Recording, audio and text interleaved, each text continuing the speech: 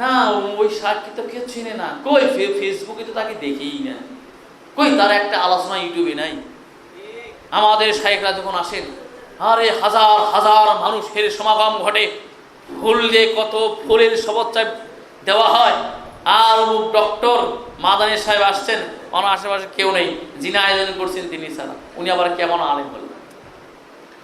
প্রিয় ভাইরা এবং প্রিয় দর্শক মন্ডলী, দেশ ও বিদেশ যে যেখান থেকে দেখছেন, আপনাদের একটি কথা স্মরণ করে দেই।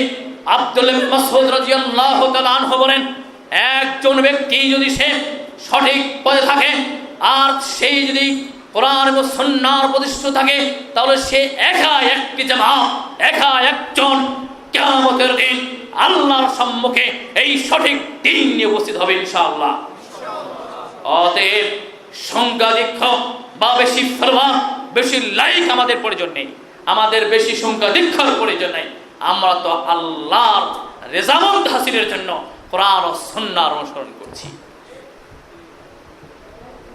যুবকদের বড় সমস্যা, আবার যারা ইউটিউবার আছে না, ইউটিউবের চ্যানেলগুলো ব্যবসা করে, এরা আসতে চায় না। এদের ধান্দাই হলো একটি, যে কোন সেলিব্রিটি আসবে, তার একটা ভিডিও আপলোড করলেই তো আমার শত শত ফলোয়ার বাড়বে, শত শত সাবস্ক্রাইব বাড়বে, আমার ব্যবসা জমজমাট চলবে। প্রিয় ভাইয়ের আমার, আমি এসব ইউটিউবারদের বলবো, আর যাই হোক আমাদের বক্তব্য আপনার নেওয়ার দরকার নেই। আমাদের বক্তব্যের কোনো স্টেজে আপনার মতো লজ্জাহীন বেহায়ার আসার প্রয়োজন নেই। আমরা আপনাদের মাধ্যমে আমাদের কথা প্রচার করতে চাই না।